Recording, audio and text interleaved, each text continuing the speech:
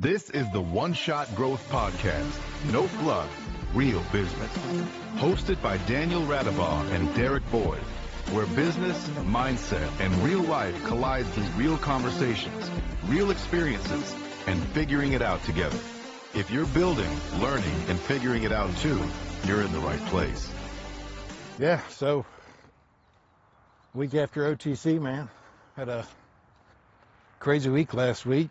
I know you and I didn't get a whole lot of time to really do much recording other than me recording on the OGGN Global Energy Recon. So we skipped a week and decided it was best we came out and did it this week just to give us time to regroup. And today, if we just want to kind of do a recap on OTC and the way our business model is set up, it doesn't take both of us out there doing the same thing all the time, right? Because we've set up our systems and we talked about it previously, our operating system within the business. I'm more kind of out there in the face and doing the networking, and you're helping us on the operational front. We're keeping things running back here while I was out there. Yeah, we had some good back and forth. I think what was really helpful for us was, even though we weren't logistically in the same place, we still had a lot of back and forth on helping each other out with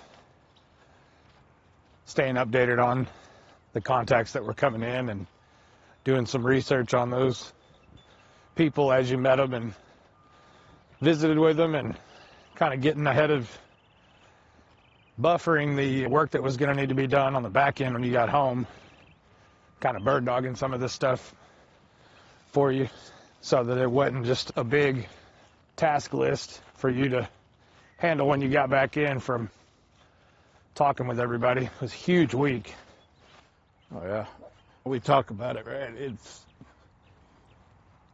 Everybody gets nervous when they do these big shows because they're trying to justify the cost spend to go to them, right? This one wasn't cheap, man. Tickets weren't cheap. Lodging, travel to Houston, there was a lot involved in it. And it can be nerve-wracking when you come back and you don't have leads. Your ROI is not there for the event. But that's just preparation. We looked at the attendee list. We knew that the event was going to be worthwhile. And watch the stickers. Taking the attendee list and actually truly evaluating it prior to the event helped us figure out who we need to be talking to. Yeah, you and I have got some other avenues that draw leads to us. That's great. But for businesses that don't, you got to know who your client base is. And you got to be able to look at it and say, okay, how do I have conversations with that potential lead? And what do I need to do to get in front of them? And I think for us, with our business model, the great thing is I'm not trying to figure out how to get a conversation in about our services and our process. I build relationships first. We talk about it. People sell to people. People don't buy from businesses. And being able to get out there and just have conversations and talk about the nonprofit support, talk about how I met a group of Canadians, that amazing people. They came down and we spent all evening just hanging out and talking, and get a phone call as soon as the event's over, right? Why? Because I didn't pitch business all week. I just had conversations, made relationships. They go back and look at what we're doing, and that's what's drawing the interest. It's challenging, especially working inside of a company structure, if you're on the hook for company efforts, footing the bill for these type of events. From a revenue standpoint, everybody's sitting there looking at all these as, where's the ROI? And is it really worth sending our BD reps or anybody out to these things? And sometimes there can be a bit of pressure on, okay, is this really worth it or not? Like you mentioned, it depends on how you look at it and how you frame it out. And it is a challenge with ROI being the expectation to go to these things. It's not always that cut and dry. You're going to go to this event, it's going to equal revenue. There's a little bit more that goes into building and fostering those relationships and getting to know people on that level. And it is challenging. Check out all the quail, man. Sorry, I don't mean to cut you off. No, you're good. Sorry, y'all, we're out here. Here, I'll show you where we're at real quick. So this is Sibley Wildlife Center. This little pond right here, right on the backside of the golf course, is actually one of the great areas for wildlife photography. So as y'all know from previous episodes, passion of mine, but we came out here, figured we'd do this one, different park, different wildlife, and change things up a little bit like we always do, disconnect. But I apologize, brother. I didn't mean to cut you off, but I had to share it. We got some ducks out here, and this is cool. We're able to come out here the best part of the morning before it gets ridiculously hot out here. I think it's supposed to be mid-90s today. Yeah. No, but it's like we were saying, there's a lot of pressure when you're on the hook to generate revenue, whether you're working for yourself or you're working for a company. But like you mentioned, it's hard not to try to walk into these types of things and be like, okay, this outcome is going to equal contracts. And that's usually not how it works.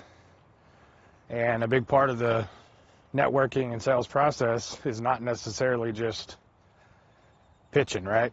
It's stepping outside of that mindset and actually getting to know people for who you are, what you're about, what's important to you. And that ends up aligning relationships that can open the door to future business dealings. Let's talk about that for a minute, man. When I first started in sales, I always thought, hey, I need to call this person. I need to talk to them about my product line. And that's it, right? Cold calls, going to meetings, walking up, trying to break in the mold. Nobody wants to talk to you. Nobody knows who you are. It was breaking into sales. I didn't have a mentor. It was a very difficult intro into that field, right? Thing I realized real quick was, number one, research prior to events, research prior to connecting with that person, and figure out how to turn a cold lead into a warm lead. If I have a conversation with you and I meet with you at a veteran event, or I meet with you at a clay shoot, and we have a conversation about your family, conversation about your transition out of service into civilian sector, you're a warm lead now. Why? Because I didn't pitch business, so I didn't talk about it, and I got to know you as a person. So the next time I follow up with you, it's, hey, how's your wife doing? Hey, you said you were going to the VA to get your disability ratings adjusted. How's that going for you? Can I help you? And you leave it alone. 3, 4, 5 conversations down the road, they're going to ask you what you do if they haven't already researched you, right? I found with events, especially like OTC, just being a resource for that person. They may already have a stack of vendors set up that's providing the same services you do. So how do you get in the door? When somebody messes up, they know who you are because you weren't there pushing business and they haven't pushed you away. This OTC was far different than most of the ones I've been to. And we were talking about this the other day. When I went in 2014, they had tents outside of the Energy Center. This thing was 5 times as big as it is now. With COVID and everything else that happened, events have declined quite a bit. And honestly, for us, that's not a bad thing because we prefer the more intimate conversational events. Being out there and going booth to booth and handing out 100,000 business cards and trying to get 100,000 business cards is not the way we do business. We prefer a dinner. We prefer a small sit-down meeting with 4 to 6 people, get to know them and see how things go. It's all about building relationships. And I actually enjoyed it this time. It was great, man. I met some amazing people from nonprofits. Dive Pirates was there, which never heard of before. They take people that have their own life struggles, whether they're missing a limb or have been injured in some way, shape, or form, have the hidden injuries, right? PTSD and anxiety and whatnot. And they take people on these dive trips and change their life. When you got somebody that's never been able to get in the water because he's an amputee and can't swim, but they put him in dive gear, they send him with a battle that takes him out into the water and actually, let's go left, right. Actually, sorry. They take him out in the water and actually show him that, hey, we've got you. Let's do this. And I got to have them on the podcast. It was an absolutely amazing conversation. They're right up there with the best of them, and they're small. We got Pride of 214 here in the Permian that we support. We got the PTSD Foundation of America. They came out in full force, and I was able to introduce them to quite a few people, and it was just an all-around great event, man. I think one of the best parts of the event this last week was just looking at your and my structure and seeing it unfold and seeing how it actually worked together, right? We talk about it all the time on the podcast, and when we're having conversations, you've got to have systems in place, and you've got to be able to understand who your business partners are, who your employees are, and how they best operate in these scenarios. I would call you or text you and say, hey, I just had a guy come and talk to me about a submarine in Louisiana and wants us to come down and see what they got going on, look at their business. Within 2 minutes, man, you had a whole snapshot of who the guy was, what the business was, what they do, and then other information that I can use to have conversations. Us looking to play to our strengths has helped us a lot, and I'll compare my experience in the past without that contextual framing lens going into events, being operation heavy, pattern recognition, deep dive, granular focus. You turn me loose in an event by myself, right away I'm overwhelmed because it's not in my styling to just hit the ground running and have this conversational piece. Now, have I gotten better at it the more times I go to these? Yeah, part of that is me getting comfortable with myself. But what we know about ourselves and our process that we've come to highlight through how we look at this is that your natural wiring is highly conducive to you being great at this. It's essentially what you're built for. And we also know what my strengths are. So instead of being less productive by going shotgun approach and just hoping something sticks, which could lead to a lot of time spent that isn't productive,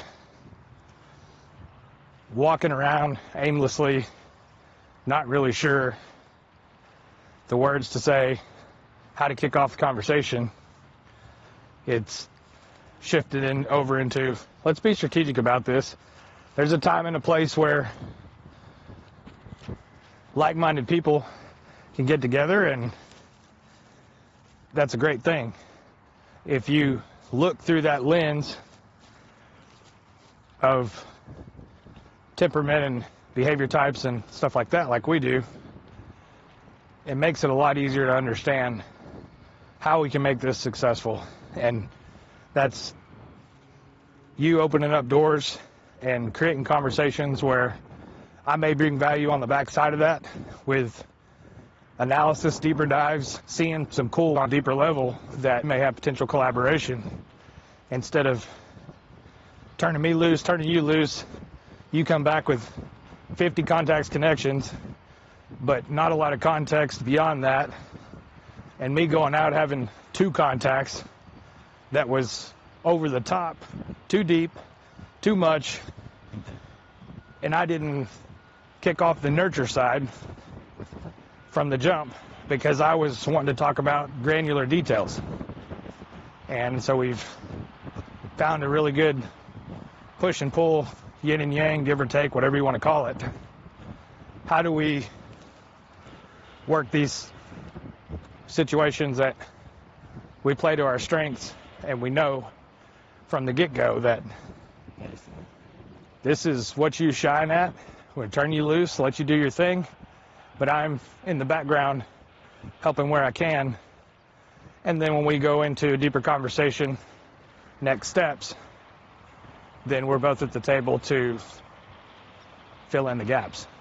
That's what has worked best for us, man, is let me bring them in the door and then have you there to talk about the internal operating and how our actual business and systems work. We're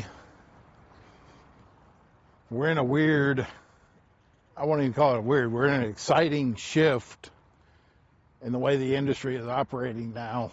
With OTC, man, it used to be manufacturers, operators, big ticket booths and vendors, right?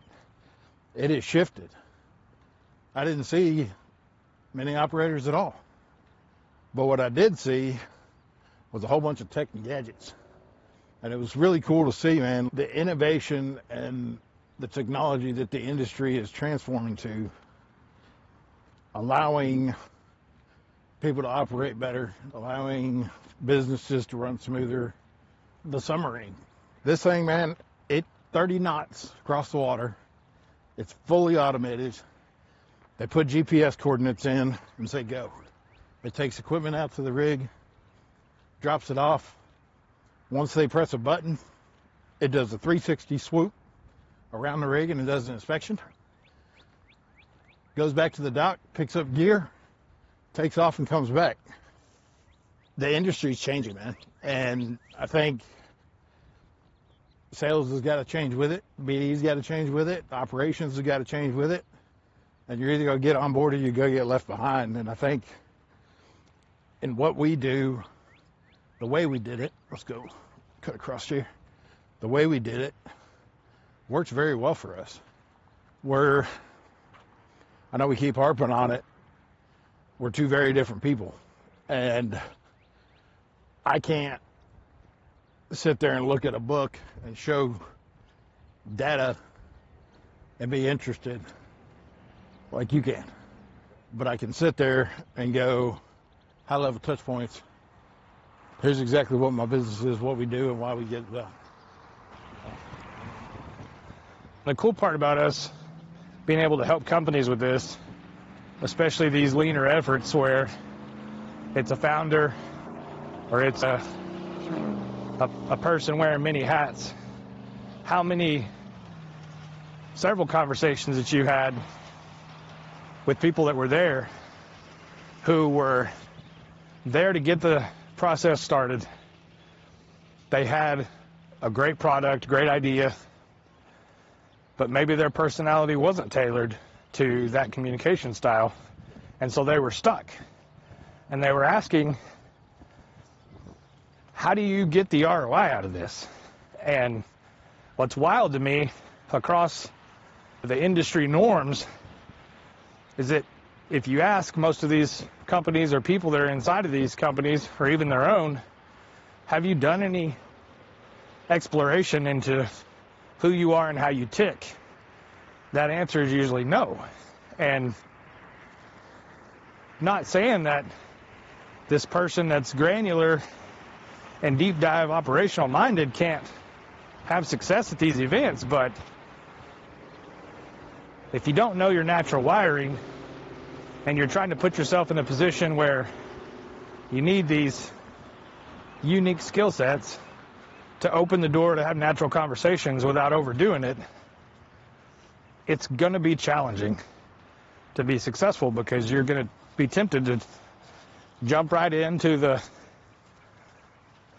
features and capabilities and let's have a 1 hour conversation around what this is, when that's really not what this sort of event is tailored to. When you're looking at short, direct touch points, natural conversations that lead to relationships. Who are you? What are you about? What else you got going on? What are you working on right now? What's going on in your life? And then when it comes time to talk about the deep dive stuff and let's look at the product, that's something that happens later outside the conference when everybody's not rushing around to see thousands of vendors and what they have at the show. So it's been a huge opportunity for us to start plugging in with companies who don't look at this process and work with them to help them have a deeper understanding about who's at the table, what is their capacity, and then how do we set up a 1-2 punch, if you will.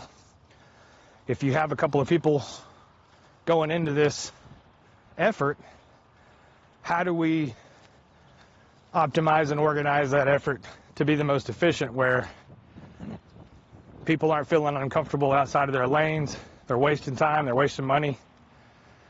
It's let's set them up and knock them down and lead the charge of sorts with finding those opportunities where the natural segue happens first, and when it's time and it's the right place, then the granular deep dive can come into play then.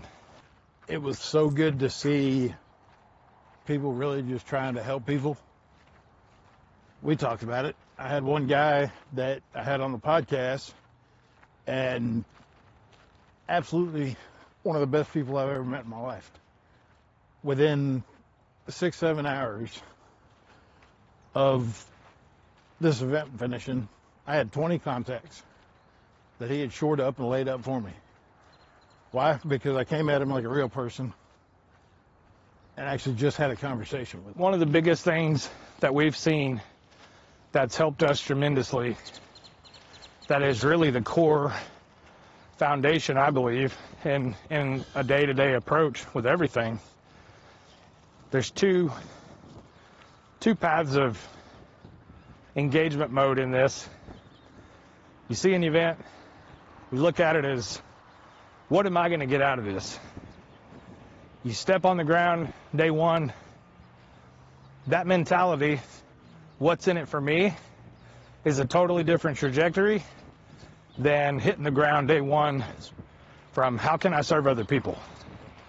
And leading with, this is a unique opportunity for me to get to know and connect with other people that I might be able to help them. And leading from that edge has been so much more beneficial to us to be service focused first, instead of looking at it from what are we going to get out of this that's going to benefit us. It's a totally different operating mode, and the outcome and trajectories are totally different. Oh, yeah. We, just yesterday, man, we had 2 gentlemen come over to the office, right? And we were expecting to have a business meeting. We were expecting to talk about services. We were expecting to get a pitch in. That meeting was supposed to be 45 minutes long. 2.5 hours later, we had made 2 extremely good people who, we're here to serve them, and they're here to serve us. And why? It's because we didn't look at it from a business approach when that door opened. Sure, we had thought about it, but helping people and truly living that life of service is, in my opinion, it's the only way you should be. How many people have we looked at and they continuously pitch, and when we look at it, and look at our client base and go, do we really want to work for this person? That's not who we are. On that energy, call it a vibe, if you will, and that's going to be a big difference maker in outcomes. Even just leading with energy to show up at the table. What do you think about this person or group? What kind of vibe did you get off of them? And are they in it for themselves, or are they truly looking for opportunities that they can help other people get connections? Some of these layups and interactions with people is going to only be beneficial to somebody else. Does that mean that you should not do it?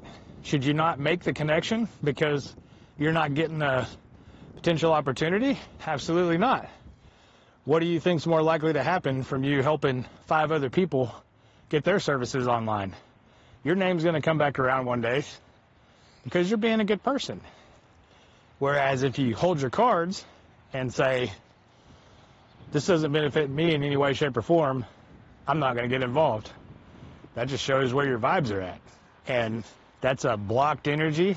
It's not open to being abundant and helping other people. And we've had so many amazing connections in the past 3 months. Being open-minded and looking at everything, not just from a lens of how's this going to benefit one-shot growth.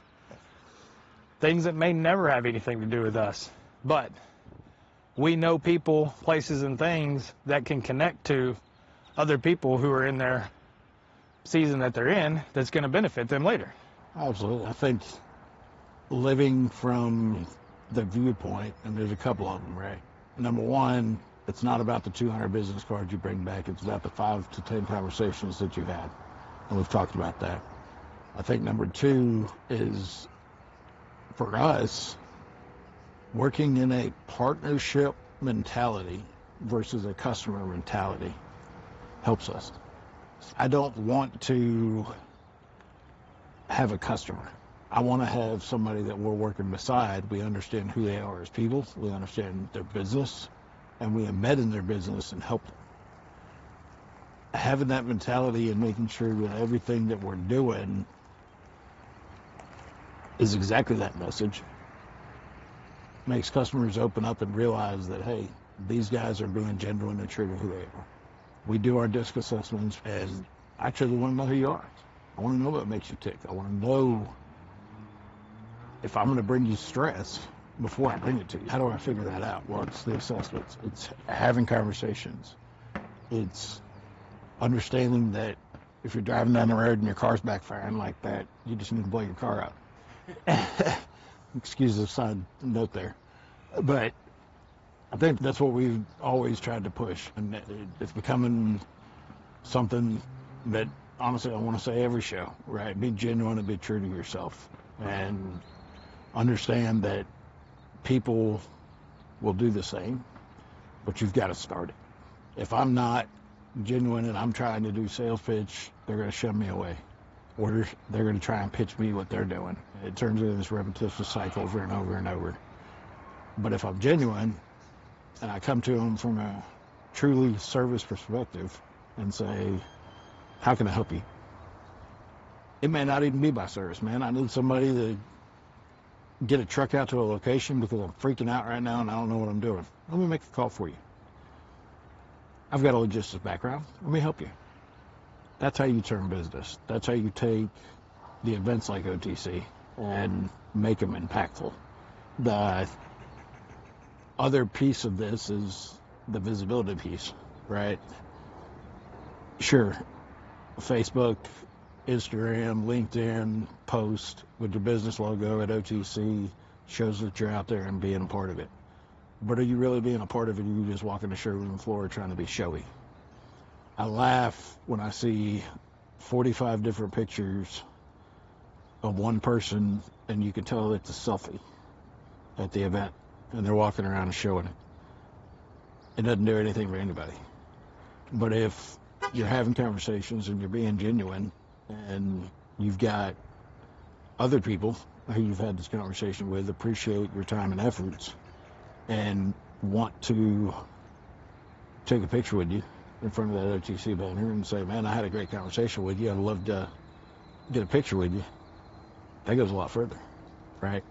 And how do you do that? You do that by being genuine. We've seen out here, especially, something that's really unique to the Permian Basin is there is a deep sense of community in a lot of ways where you see a lot of people trying to help people, and it looks like a lot of different things.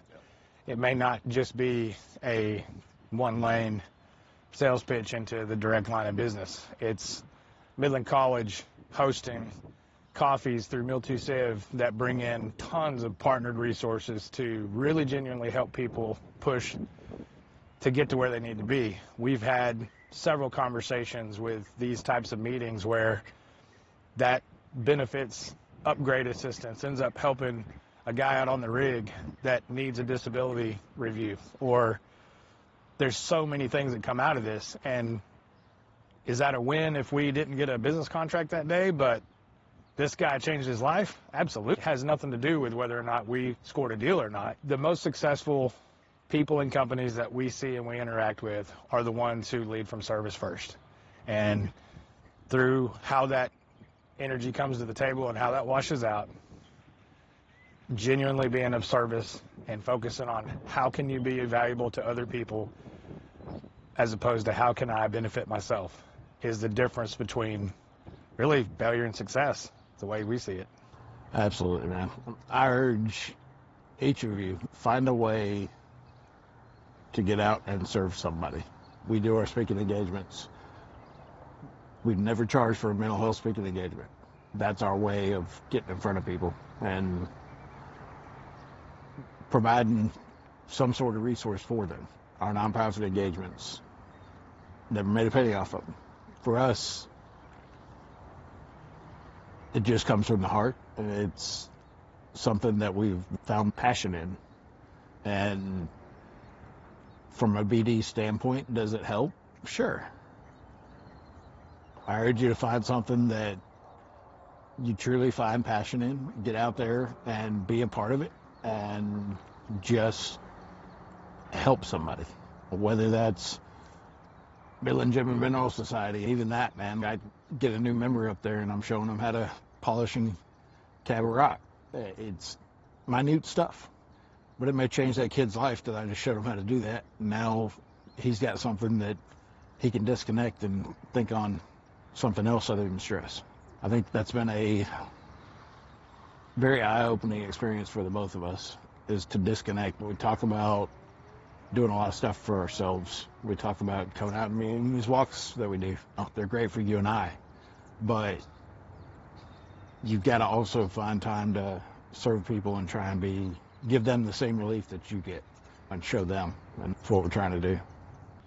Sometimes the biggest ROI, if that's the lens you're looking through, doesn't come in the form of a paycheck. It's so much more fulfilling to know that you helped somebody change their life in whatever lane that may be in. And a lot of times it's a challenge inside of work and business because we're all trying to secure paychecks for our families. We're all trying to keep things going, right? But we've had so much more passion and fulfilling results out of being in places that don't have anything to do with a bid. And that balances out everything else that we do in our work life. And some of it, like you said, ties together. Some of it has nothing to do with it at all. But it's just a lot more fulfilling to ask that question. And if you're new to these types of events, or if you're struggling to kind of see the value and whether or not you should keep going, try going back in with that different perspective of what can I do to help other people, and see how you feel at the end of the event versus how you would going in saying, what can I benefit from me out of this? Have conversations around how can I use my network to put people, places, and things together that may not have anything to do with me, but just trust that outcome is going to be a lot more beneficial to you than operating out of lack and being worried and stuck and how am I not getting mine? Well, how can you help other people? And it's very easy to help anybody with all the things that we need help with. We're all humans. We all have our struggles, whether that's mental health, whether it's physical health, whether that's business connections. You just never know what the impact you're going to have when you lead with that service first. So get your reps in. Don't give up if you're having a hard time with these. You don't always need the premier holy shit package for these conferences with swag, tents, all that stuff. There's a time and a place. Keep going and put yourself outside of your comfort zone and start looking at how you can help other people benefit. And you will get the reps in to start feeling more comfortable with who you are, which kind of wiring flow you're built for, and also how to rally with your team and organize these efforts more efficiently and how you engage. Yeah, if you find value in today's show, I urge you to share this. Somebody out there you know probably would find value in this. I can't urge you enough. Get out there and find a way to serve, and thank y'all for being a part of this show. Absolutely. We appreciate y'all being here with us, and I would look forward to seeing you on the next one. Appreciate you being here with us on the One Shot Growth Podcast. If this episode hit for you, subscribe, share it with someone who needs it, and keep the conversation going. And if you want to see what we're building, head over to oneshotgrowth.com. We're just getting started. See you on the next one.